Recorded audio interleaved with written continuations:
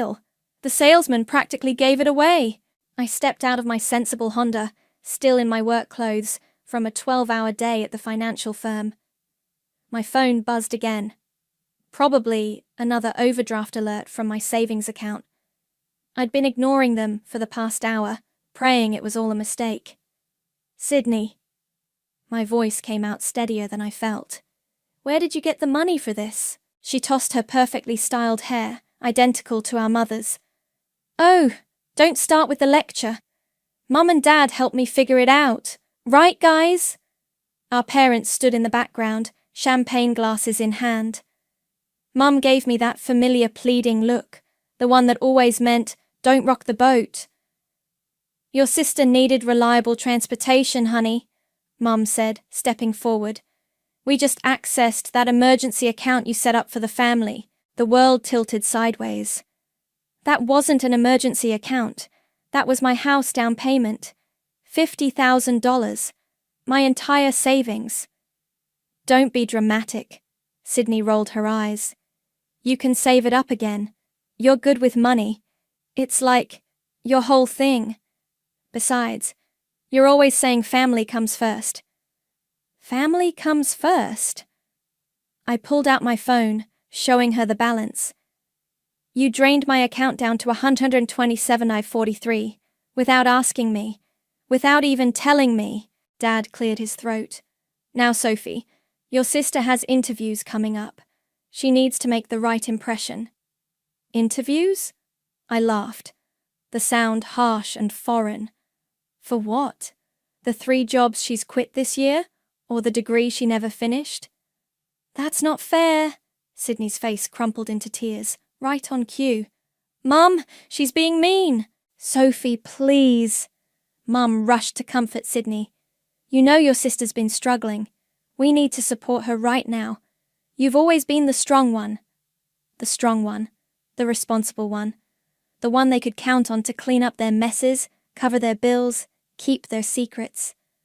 I'd been doing it since I was 12, watching Mom sleep off her headaches while I got Sydney ready for school. You're right, I said quietly, pulling out my phone. I am the strong one. See? Mom brightened. I knew you'd understand. I'm also the one whose name is on all the family financial accounts. I dialed the bank's number, the one who's been covering Dad's credit card payments since his early retirement, the one whose savings account was collateral for your emergency line of credit. Dad's champagne glass froze halfway to his lips. What are you doing? Yes, hello. I spoke clearly into the phone. This is Sophie Price. I need to close account number 847392, effective immediately. Yes, I understand this will affect linked accounts. That's exactly what I want. Sophie, stop. Mum lunged for my phone, but I stepped back. You can't do this. Actually, I can. It's my money. I met Sydney's wide eyes. Enjoy the car, sis. Hope it was worth it. You're just jealous, Sydney shouted after me as I walked to my car. Jealous that Mum and Dad love me more, that I'm living my life while you're just boring. I paused, hand on my car door. You know what's interesting about karma, Sydney? It's not always patient. Sometimes it shows up the second you deserve it. What's that supposed to mean? She demanded. I smiled, sliding into my driver's seat. You'll find out in about, 72 hours when those credit cards stop working, give or take. The last thing I saw in my rearview mirror was Dad frantically dialing his phone while Mom hugged a sobbing Sydney. They looked exactly like the family portrait on their wall. Perfect composition, Mom and Dad flanking their favourite daughter. The portrait I'd paid for last Christmas, like I'd paid for everything else. But not anymore. I pulled over 2 blocks away, hands shaking as I dialed another number. Bryce? It's me. Remember when you said I should stop enabling them? Well, I just did something extreme. Finally, he answered. Want to grab a drink and tell me all about it? I glanced back toward my parents' house, where Sydney's new car still gleamed in the fading sunlight. Yes, and Bryce. Bring your laptop. We're going to need it.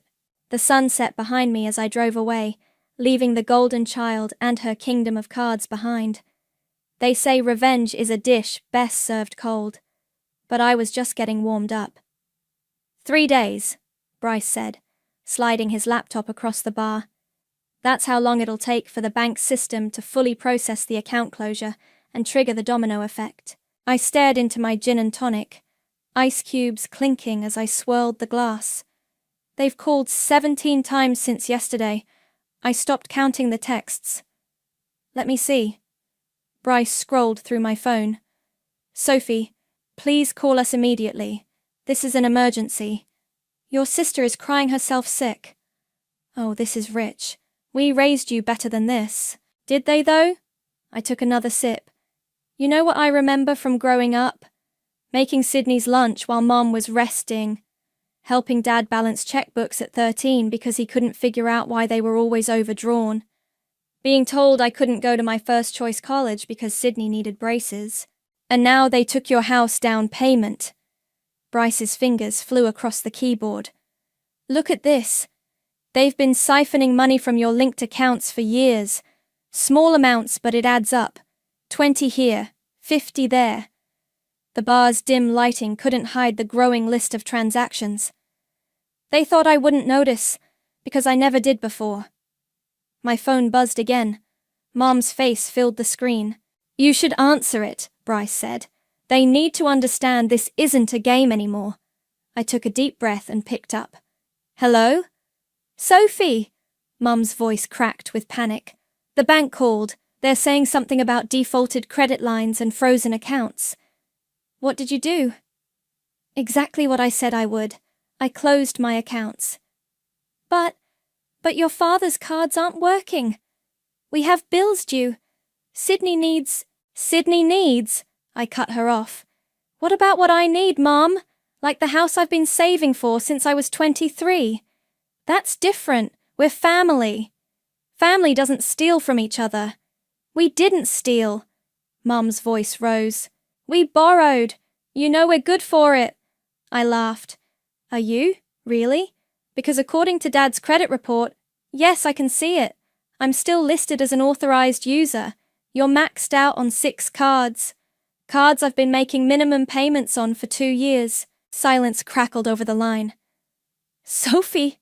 Mom's voice dropped to a whisper. Please, just come over. We can talk about this. Sure. I finished my drink. I'll be there in 20 minutes. Bryce raised an eyebrow as I hung up. You're really going? They need to see my face when their world crashes down. I grabbed my purse. Want to drive? 20 minutes later, I walked into my parents' living room. Sydney's mascara-streaked face glared at me from the couch. Dad paced by the window, phone pressed to his ear. The bank won't budge, he announced, hanging up. They're calling in all the credit lines by Friday. Something about... what was it? Unlinked collateral. That would be my savings account. I sat in the armchair, crossing my legs. The one Sydney emptied for her midlife crisis car. This isn't funny, Sydney shrieked. They're saying I might lose the car. Do you know how embarrassing that would be? Almost as embarrassing as having to tell my realtor I lost my down payment. I kept my voice level. Or maybe as embarrassing as finding out my family's been treating me like their personal ATM for years. We never meant to hurt you, Mum started crying. Things have been tight since your father retired. At 55, with no savings, after I told him it was a terrible idea. Dad's face reddened. Now listen here, young lady. No, you listen. I stood up. For years, I've covered your mistakes, paid your bills, kept your secrets. And how do you repay me? By helping Sydney steal the one thing I was saving for myself. But you're so good with money, Sydney wailed. You can just save it up again. You're right. I am good with money. I walked to the door, which is why I'm cutting you all off. For good. You can't do this to us! Mom grabbed my arm. We're your parents! I gently removed her hand. Parents protect their children. They don't use them as financial cushions.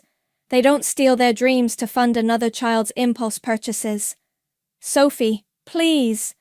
Dad's voice cracked. Check your mail tomorrow, I said, opening the door. The bank's sending formal notices about the default. Oh, and Sydney? Better park that car in the garage. Repo men work at night. The door closed behind me with a soft click. In the driveway, Bryce waited in his car, engine running. You okay? He asked as I buckled in. I watched my mother's silhouette appear in the window, phone already pressed to her ear, probably calling her sister to borrow money. No, I answered honestly. But I will be. For the first time in my life, I will be. They're outside again, Bryce said, peering through my apartment blinds. Your mum's crying in the car while Sydney's buzzing every unit in the building. I didn't look up from my laptop. They've been doing this for 3 days. The neighbours are starting to complain. My phone lit up with another text from Sydney. You're destroying this family. Actually, a new voice called from my kitchen. They're destroying themselves quite nicely without your help. Eliza, my best friend and realtor, emerged with 3 cups of coffee. The repo men picked up Sydney's car this morning. I may have recorded it for posterity. Show me, I said, reaching for her phone. The video showed Sydney screaming at 2 impassive men as they hooked up her red sports car to a tow truck. Mum tried to block them with her body, while Dad waved papers in their faces. Those papers, I pointed, are probably the loan documents they forged my signature on. Found that out yesterday. Identity theft? Eliza whistled. That's not just karma anymore, that's criminal. The buzzer rang again. Sydney's voice crackled through the intercom. I know you're in there. You can't ignore us forever. Watch me, I muttered, but Eliza was already striding to the intercom. Listen up, you entitled little brat, she snapped into the speaker. Your sister's not available to bail you out anymore. Try getting a job instead of a lawyer. You'll need both. Bryce choked on his coffee. Damn, Eliza. Someone had to say it. She turned to me.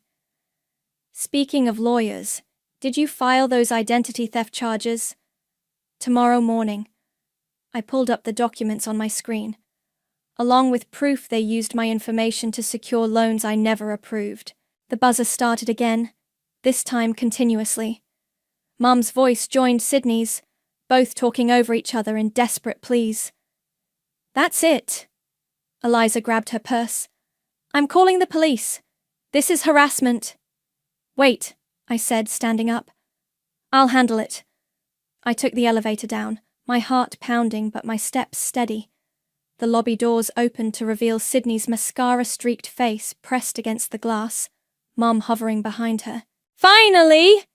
Sydney shoved through the door as I opened it. Do you know what you've done? The bank froze everything. They're saying Dad might face fraud charges. That's what happens when you forge loan documents, I replied calmly. We didn't forge anything, Mom protested.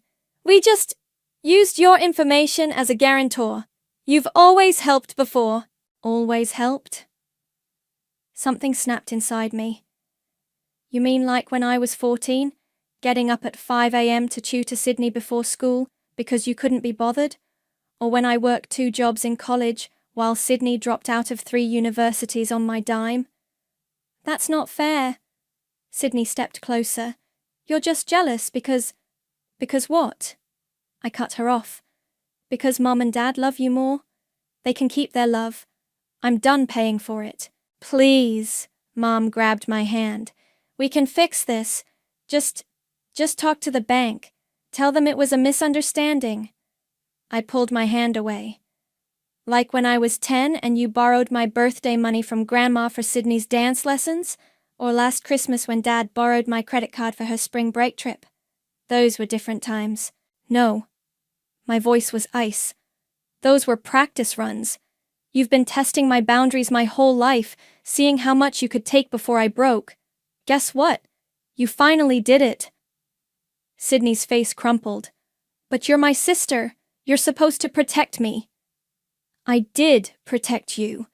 For 29 years, I protected you from consequences. Not anymore. A police car pulled up to the curb. Eliza stepping out of her car behind it. Miss? The officer approached. We received a complaint about harassment. That's them, Eliza pointed. They've been harassing my friend for days. Mom's face went pale. Sophie, you wouldn't. I would. I stepped back into my building. And if you come here again, I'll add it to the identity theft charges I'm filing tomorrow. Identity theft? The officer's expression hardened. Ma'am, I'm going to need you both to step away from the building. I watched through the lobby windows as the officer escorted them to their car. Sydney looked back once, her expression a mix of fury and fear. Mum didn't look back at all. Upstairs, Bryce and Eliza waited with fresh coffee and concerned faces. They're gone, I said, dropping onto my couch. Probably not for good, but long enough. Eliza sat beside me. You know what the best revenge is? Living well? No, she grinned. Getting that dream house you've been saving for, only bigger and better. And guess what? I just found one in your price range, now that you're not supporting 4 people. For the first time in days, I smiled. Show me. You're not going to believe this, Bryce said, his laptop casting a blue glow across my kitchen table. I found something while tracking those old joint accounts. It was midnight, and we'd been digging through financial records for hours. Empty takeout containers littered the table, evidence of our impromptu investigation session. Show me. I leaned over his shoulder. See these transfers? He pointed to a series of transactions. Every month for the past 3 years, money's been moving from your savings to an account I don't recognize. Small amounts, but consistent. I squinted at the screen. That's not possible. I monitor everything. They did it through that old joint account you opened with your mom in college, the one you forgot about. His fingers flew across the keyboard. They've been using it as a pipeline. My phone buzzed. Another text from Sydney. Dad's having chest pains because of you. Hope you're happy. Ignore her, Bryce said, not looking up. Wait. Holy shit. Sophie, look at this. The screen showed a web of transactions, spreading like a corrupt family tree. Money flowing from my accounts through various channels, always ending up in Sydney's pocket or my parents' credit card payments. $300,000, Bryce whispered. That's how much they've siphoned over the years. The room spun. I grabbed the counter for support. That's impossible. The numbers don't lie. He pulled up more documents. And there's something else. Your name's on Sydney's car loan as a co-signer. Did you sign anything? Never. Then we've got them. He reached for his phone. This is straight up fraud. A knock at my door made us both jump. I checked the peephole. It was Eliza, holding a manila envelope. You need to see this, she said, bursting in. I was checking property records for that house we looked at, and guess what popped up? Your parents listed you as a guarantor on their condo refinance last week. What? I snatched the papers. There was my signature, forged again. They're desperate, Bryce said. The banks are closing in, and they're using your name to try to stay afloat. My phone rang. My boss, Garrett. At midnight, Sophie. His voice was grave when I answered. I'm sorry to call so late, but there's something you should know. Your sister just applied for a job here. She listed you as a reference, and there are some discrepancies in her application. What kind of discrepancies? She claims she has a finance degree and 3 years of experience. Says you can verify it. I laughed, the sound hollow. She dropped out after 1 semester. I thought so. Papers rustled on his end. Sophie, given your position at the firm, if she's attempting fraud. I understand. I straightened my spine. Garrett, I need to tell you something about my family. 20 minutes later, I hung up. Bryce and Eliza watched me expectantly. Well, Eliza prompted. Garrett's reporting the fraudulent application. I sank into a chair. And he's giving me tomorrow off to file police reports. Good. Bryce turned his laptop around. Because there's more. Remember that private school Sydney went to senior year? The one that mysteriously waived her tuition? I nodded. They didn't waive it. Your parents used your information as a guarantor. You've been paying it off through automatic withdrawals for 6 years.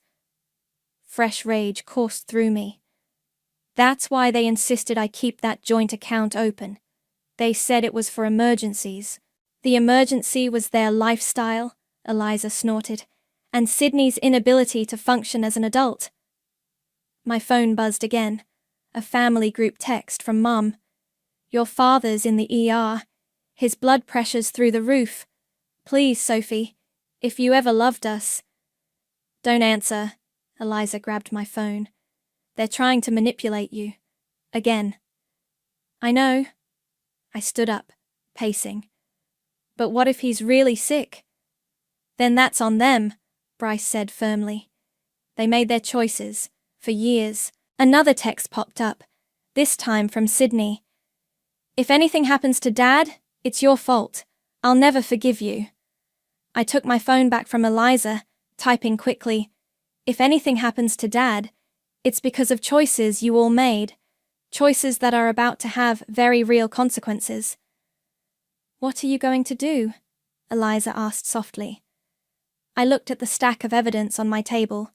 Forged signatures, fraudulent loans, years of financial abuse documented in black and white. I'm going to do what I should have done years ago. I picked up my phone again. I'm calling the police, and then I'm calling every bank they've defrauded using my name. They're your family, Bryce said quietly. No, I replied, dialing the number. They're criminals who happen to share my DNA, and it's time they learned that karma has a badge. The police station's fluorescent lights made everything look harsh and washed out.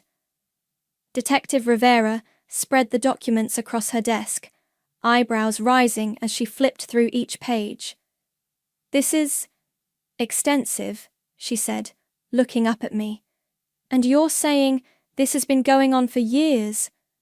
I didn't realize how long until yesterday. I handed her another folder. These are the forged loan documents, my signature's on all of them, but I never signed anything. And your parents and sister did this? Yes. My voice didn't shake anymore when I said it. They used my information to secure loans, open credit lines, even co-sign a car. The detective made notes, her face grim. This is serious fraud, miss. Once we file these charges, there's no going back. Are you sure you want to proceed? My phone buzzed. Another text from Sydney. Dad's being released from the hospital. No thanks to you. Mum's crying herself sick. How can you be so heartless? I turned my phone around to show the detective. This is why I'm sure. They're still trying to manipulate me, even now. I see this more often than you'd think, she said kindly. Family financial abuse is... The door burst open. Garrett, my boss, strode in with a thick manila envelope. Sorry I'm late, he said, taking a seat. But I brought something you need to see. Sydney's fraudulent job application was just the tip of the iceberg. He spread more documents across the detective's desk. Employment verifications, academic records, loan applications, all with my forged signature as a reference or guarantor. She's been using your name to apply for jobs across the city, Garrett explained, claiming you'd verify her fake credentials. Some companies have already started investigating. Detective Rivera's pen moved faster.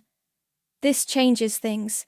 We're looking at multiple counts of fraud, identity theft, and financial abuse. My phone rang. Mom again. The detective nodded for me to answer and put it on speaker. Sophie, please.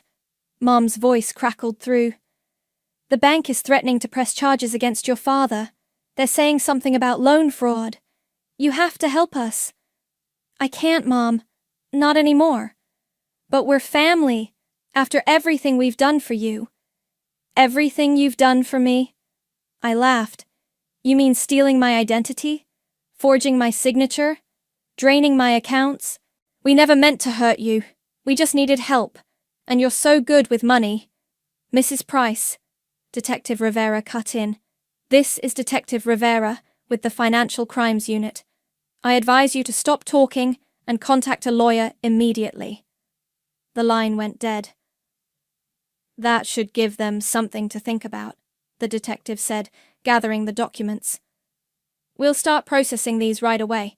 Given the evidence, we should have arrest warrants by morning. Arrest warrants? My stomach lurched. They'll actually be arrested. This is felony fraud, Garrett said gently.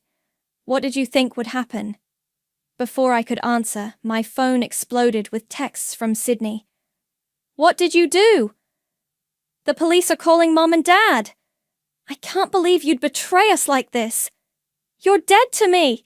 The last message was a photo of us as kids, me helping Sydney with her homework, both of us smiling. The caption read, "Remember when you were actually a good sister?" That's their specialty, I told Detective Rivera, showing her the messages. Emotional manipulation. They take and take, then make you feel guilty for noticing. Classic abuse pattern, she nodded. Would you like to press charges for the harassment as well? Yes, I said, surprising myself with my firmness. Yes, I would. Garrett squeezed my shoulder. You're doing the right thing. They need to face consequences. I know. I stood up, gathering my things. I just wish it didn't hurt so much. One more thing, Detective Rivera called as I reached the door. We'll need you to document any further contact from them. Texts, calls, emails, everything. They won't stop trying to contact me, will they? Not until they're forced to. She handed me her card. But that's what restraining orders are for. Outside the police station, the morning sun was rising. My phone buzzed one last time. A text from Dad. The police are here. How could you do this to your own parents? I typed back. The same way you did it to your own daughter. One signature at a time. Then I blocked their numbers. All of them. Garrett waited by his car to drive me to work. Ready? He asked. I looked back at the police station, where Detective Rivera was probably already processing the arrest warrants. Soon, my family would learn that karma doesn't just knock. Sometimes it comes with a badge and handcuffs. Yeah, I said, getting into the car. I'm ready. They were arrested this morning, Eliza announced, dropping a local newspaper on my desk. The headline read, Local family charged in identity theft scheme. I pushed the paper away. I don't want to see it. You need to see it. She flipped to the article. They're trying to spin it to the media. Your mom gave an interview claiming you're mentally unstable and misunderstanding family obligations. Classic narcissist move, Bryce said from my office doorway. When caught, discredit the victim. My office phone lit up. Another call from an unknown number. They'd been finding ways around my blocks all week. Watch this, I said, putting it on speaker. Hello, Sophie? It was my Aunt Linda. How could you do this to your own parents? They're devastated. Sydney's reputation is ruined. Their reputation? I kept my voice steady. You mean their reputation for stealing hundreds of thousands of dollars from me? For forging my signature? For committing felony fraud? They're family. Family helps each other. Really? I shuffled through papers on my desk. Because I have proof here that they used your identity too. Want me to tell you how much debt they put in your name? The line went dead. Boom, Eliza grinned. That shut her up. My email pinged. A message from Detective Rivera. Thought you should see this. They're trying to negotiate a plea deal. Attached was a screenshot of Sydney's latest social media post.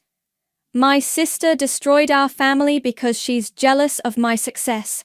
Now she's trying to send our parents to jail. Please share our GoFundMe for legal expenses." Oh hell no. Eliza grabbed her phone. "I'm reporting that fundraiser for fraud." "Don't bother," Bryce said, typing on his laptop. "I already did.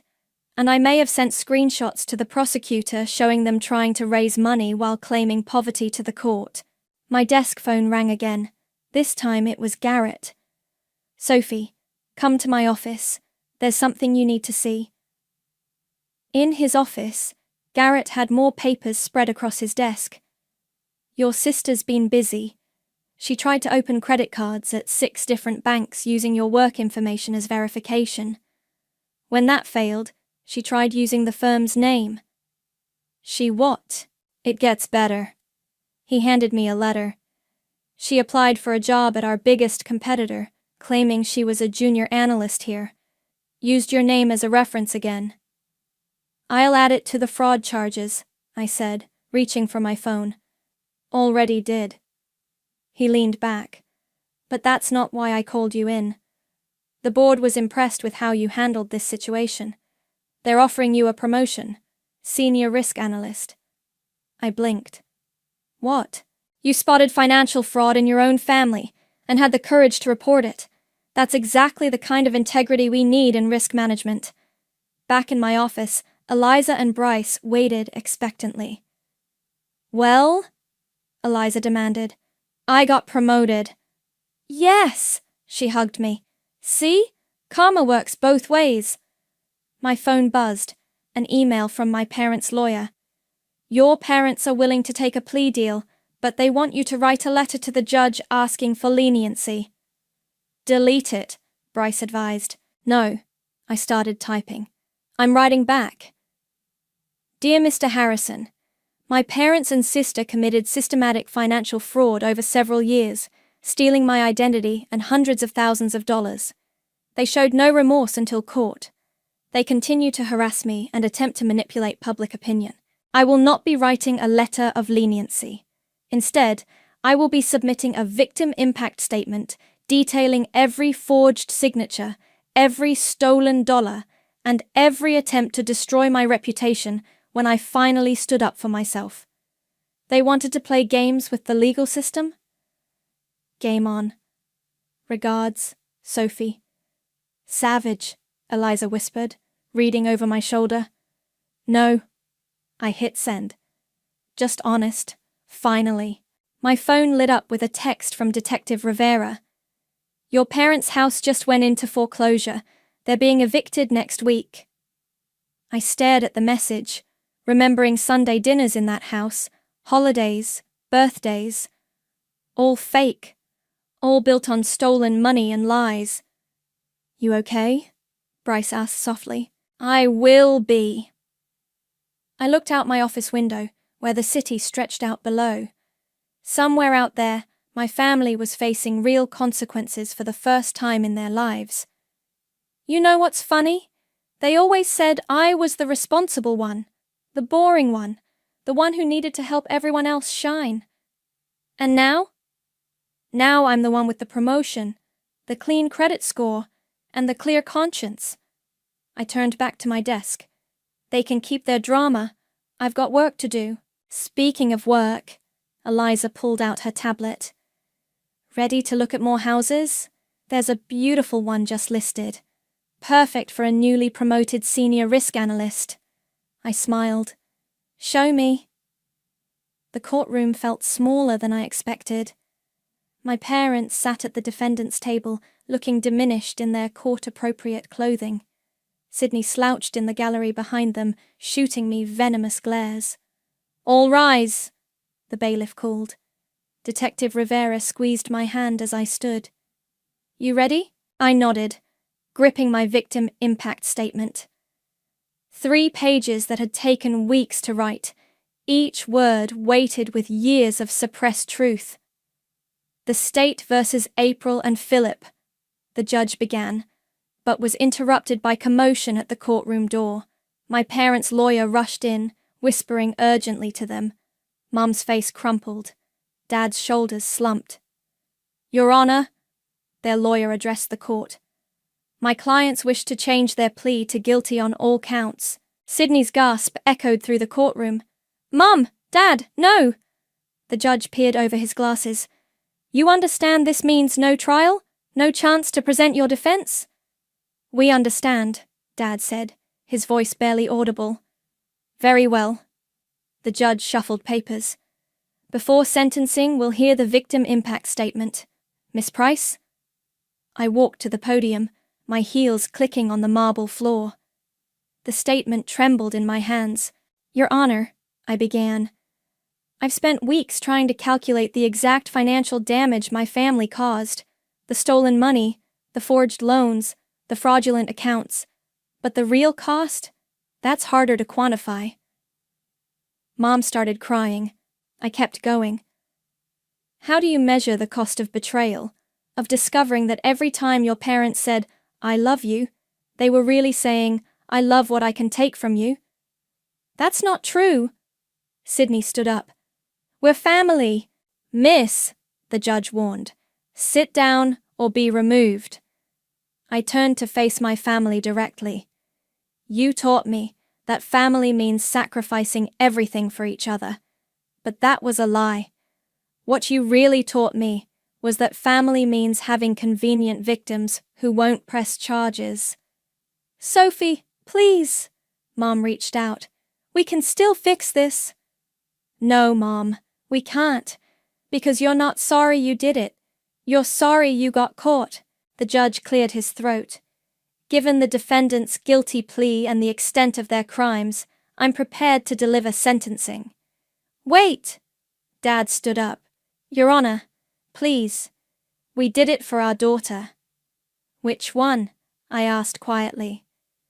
"The one you stole from, or the one you stole for?" The judge's gavel cracked like thunder. "Mr. Price, sit down. Based on the severity and duration of these crimes, I sentence you both to 5 years in state prison, with possibility of parole after 3 years. Additionally, you'll pay full restitution to the victim." Sydney burst into tears. "This is all your fault!" she screamed at me. "I hate you!" "Miss Price," the judge addressed Sydney, "your separate trial for fraud and identity theft begins next week. I suggest you save your outbursts for then." Outside the courtroom, reporters clustered with cameras and microphones. Eliza and Bryce flanked me like bodyguards. "Miss Price, how does it feel sending your parents to prison?" "I didn't send them anywhere," I said clearly. "Their choices did." "Sophie," Mom called, as officers led them past. "We did everything for you kids." "No, Mom. You did everything to us. There's a difference." Dad wouldn't meet my eyes. Sydney tried to rush at me but was held back by their lawyer. "You're dead to me," she shrieked. "Dead!" "Funny," I replied. "I've never felt more alive." Detective Rivera appeared with a protective detail. "Let's get you out of here. Your sister's getting unstable."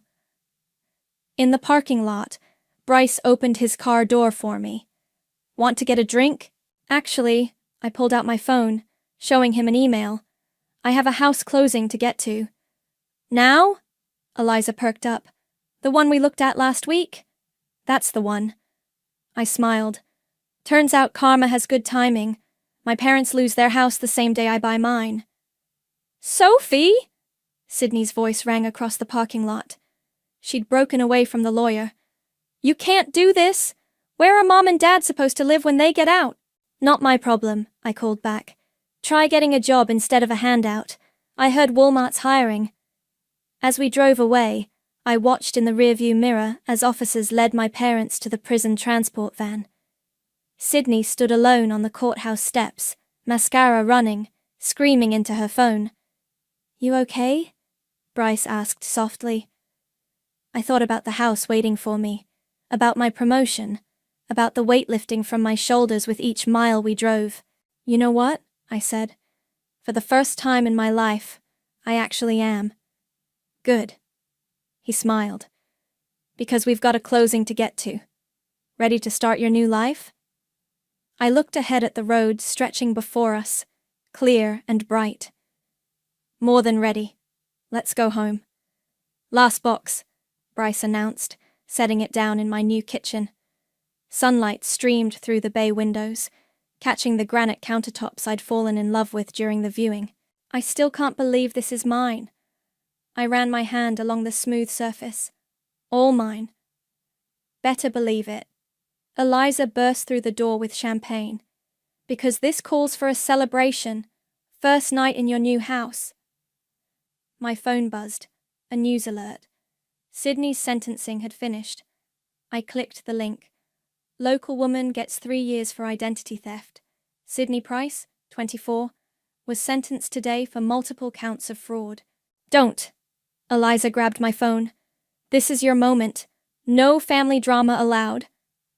The doorbell rang. Detective Rivera stood on my porch, holding a folder. Sorry to interrupt your moving day, she said, stepping inside. But I thought you'd want to see this. Your parents tried to file an appeal. It was denied. Of course they did. I accepted the folder. Let me guess. They claimed they were just trying to help their children? Actually, they tried to blame you. Said you gave them permission for everything. She smiled. The judge wasn't impressed. Speaking of not impressed, Bryce called from my laptop. You might want to see this. He pulled up a social media post from one of my cousins. Family isn't family anymore. Sophie put her parents in jail, and now she's buying a fancy house with blood money. Karma will get her. Blood money? I laughed. You mean my own savings they didn't manage to steal? Want me to respond? Eliza cracked her knuckles over the keyboard. No need. I started unpacking a box. They can keep their social media circus. I've got better things to do. Like planning your housewarming party? Eliza pulled out a design magazine. Because this place has serious entertainment potential. The doorbell rang again. This time it was Garrett. Hope I'm not interrupting, he said, holding up a bottle of wine. But I brought a housewarming gift, and news. Good news or bad news? Depends. He grinned. How do you feel about speaking at next month's financial security conference? The board thinks your story could help others identify family fraud. I thought about all the people out there, trapped in webs of financial abuse, too scared or guilty to break free. I'll do it, I said. Someone needs to show them there's a way out. Perfect. He handed me an envelope. Here's your new contract, complete with that raise we discussed. My phone buzzed again. An unknown number, but I recognized the prison's area code. Sophie? Mum's voice was thin. Please don't hang up. I need you to know I'm sorry. Are you sorry for what you did, or sorry you got caught? Silence.